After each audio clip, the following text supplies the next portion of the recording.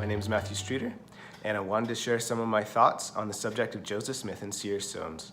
Why I felt like this was an important topic is because in recent years there's been a lot of discussion or controversy on this issue, mostly because some new information has come forward to the public and some images of Joseph Smith's Seer stone. And it's in a lot of ways wasn't what people kind of expected or felt like that they'd been taught as children, and maybe rocked their faith a little bit, or at least caused them to take a different approach in their belief or in their understanding. So just kind of my background on this, probably a lot of people will relate. As a child, I thought of the Seer stones as the Urim and Thummim, which Joseph Smith found in a box with the gold plates from which he translated the Book of Mormon, and that they were sort of like these supernatural spectacles that Joseph Smith could look through, read from the plates, and that they would basically translate them into his language. So I don't want to totally discount that idea, because there are some accounts that point to the idea of the Urim and Thummim being with the gold plates, being like spectacles. However, we know that that's not totally the full picture, because many revelations that Joseph Smith received were from a different seer stone, one that he had long before he ever received the gold plates. And so we also know that from many accounts that he used this seer stone in translation, maybe in companionship with the Urim and Thummim found with the gold plates. We don't know.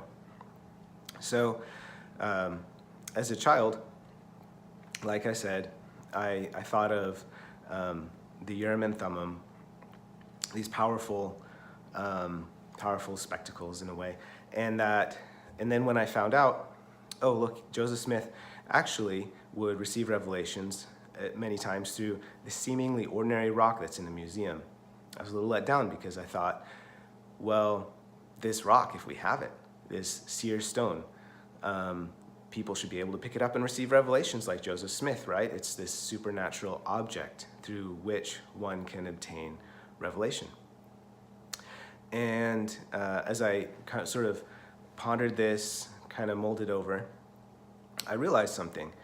Yes, it is an ordinary stone. It wouldn't perform the same function for anyone else as it performed for Joseph Smith. That's because for him it was an aid to receiving revelation, and it wasn't the stone that made him a prophet. The fact that he was prophetic made the stone useful to him. So to sort of expound that a little more.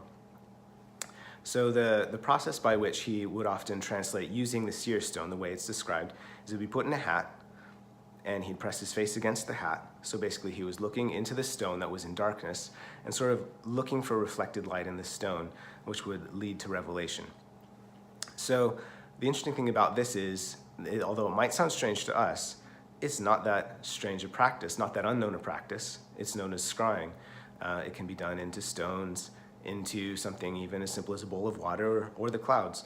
If one just relaxes their mind, kind of goes into a trance state, and looks into something reflective or something patterned, they start to see images created by their subconscious mind. And the value of this is that it can attune you to your own intuition. And through that intuition, then, you can receive guidance, prophesy, etc. So I like to think of the seer stone is, not to sound irreverent, but it's sort of like Dumbo's magic feather. Joseph Smith always had sort of this intuition, this gift of prophecy.